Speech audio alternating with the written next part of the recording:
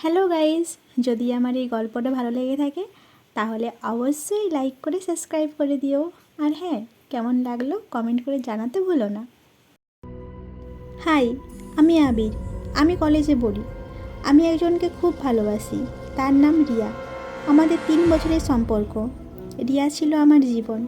রিয়াকে ছাড়া আমি আমার লাইফে অন্য কোনো মেয়েকে ভাবতেই পারতাম না। রিয়া আমার সব। রিয়া আমার জীবন। রিয়া আমার মরণ। কিন্তু বলে না, সময়ের সাথে সাথে ভালোবাসাও বদলে যায় আর মানুষও বদলে যায়। আমিও বদলে গেলাম। অন্য একটা মেয়েকে আমি ভালোবেসে ফেললাম। তারপর থেকে রিয়াকে আমি সহ্য করতে পারতাম না। রিয়াকে অসহ্য লাগতে শুরু হলো। রিয়া প্রতিদিন রাত 9টা বাজলে কল করত। আমি বিরক্ত হয়ে কল ধরতাম। রিয়া কল করে আমার খোঁজ নিত। আমি কি করছি, আমি খেয়েছি কি না, আমার এসব বিরক্ত লাগতো। তাই আমি রিয়াকে বলতাম, বিরক্ত করো না তো। রিয়া তারপরেও বলতো, 5 মিনিট কথা বলো প্লিজ। আর আমি প্রতিবারের মতো বলতাম, সময় নেই, রাখো। রিয়া কাঁদতে কাঁদতে বলতো, এরকম করো না আমার সাথে। আমি তোমাকে খুব ভালোবাসি। তোমাকে ছাড়া আমি থাকতে পারবো না, বাঁচতেও পারবো না। প্লিজ আমার সাথে এরকম করো না। ছেড়ে দিও না আমায়, ছেড়ে যেও না প্লিজ। আর আমি রিয়াকে বলতাম, আমাকে ছাড়া বাঁচতে পারবে না তো মরে যাও, তাও আমাকে বিরক্ত করো না। এই বলে আমি কল কেটে দিতাম। এইভাবে 1 সপ্তাহ চলল। তারপর হঠাৎ একদিন রাতে রিয়া আমার রুমে এলো। রিয়া আগের থেকে আরও রোগা হয়ে গেছে। ওর চোখের তলায় কালো দাগ আর চোখগুলো ফোলা। রিয়া দরজায় দাঁড়িয়ে বলল, শেষবারের মতো এসেছি, আর জ্বালাবো না তোমাকে। এই কথাটা বলার পর রিয়া রুমে ঢুকে আমার পা জড়িয়ে ধরে বলল, আমাকে ছেড়ে দিও না প্লিজ। তুমি যা বলবে আমি তাই করব। আমি সব কথা শুনবো তোমার। প্লিজ ছেড়ে দিও না আমায়। আমার মাথায় তখন আগুন জ্বলছে। আমি রিয়াকে বললাম, তুমি আমার রুমে এসেছো কেন? আর এসব নাটক বন্ধ করো। আমি তোমাকে আর ভালোবাসি না, চলে যাও এখান থেকে। রিয়া উঠে দাঁড়ালো, কাঁদতে কাঁদতে বলল, আর ভালোবাসো না আমায়? তাহলে 3 বছরের সম্পর্কটা নাটক ছিল? তারপর রিয়া আমার জামার কলার ধরে বারবার বলতে লাগলো, তাহলে আমাকে কেন বলেছিলে তুমি আমাকে ছাড়া থাকতে পারবে না? আমি তোমার সব কেন বলেছিলে? আমার আর এসব সহ্য হলো না। রাগে একটা ফুলদানি নিয়ে রিয়ার মাথায় মেরে দিলাম।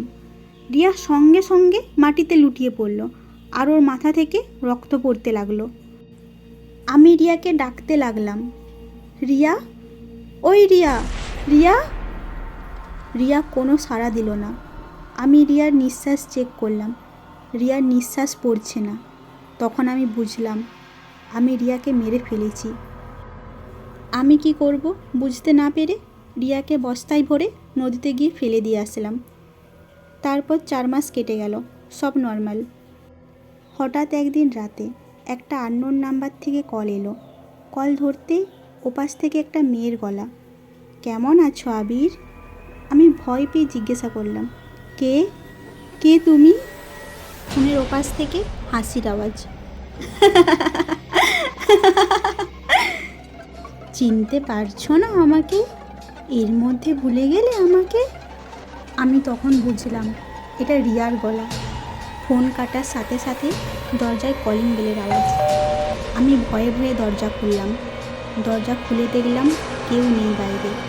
আমি ভয়ে ভয়ে দরজা বন্ধ করে ঢুকতেই আচমকা কারেন্ট চলে গেল। আর আমার কানের কাছে কেউ ফিস ফিস করে বলল, অনেকদিন পর তোমার সাথে দেখা হলো, তাই না? আমি পিছন ঘুরে দেখলাম রিয়া আমার সামনে দাঁড়িয়ে। রিয়া আমার দিকে এগিয়ে আসছে আর আমি পিছিয়ে যাচ্ছি। রিয়া বলছে, তুমি আমাকে ভালোবাসো না, তাই না? কিন্তু দেখো, আমি তোমাকে ছাড়া থাকতে পারলাম না, তাই আমি তোমাকে নিতে এসেছি। আমি পালাতে গেলাম কিন্তু পারলাম না। রিয়া আমার গলা 2 হাত দিয়ে চেপে ধরে উপরে তুলে দিল। রিয়ার হাত দুটো বরফের মতো ঠান্ডা।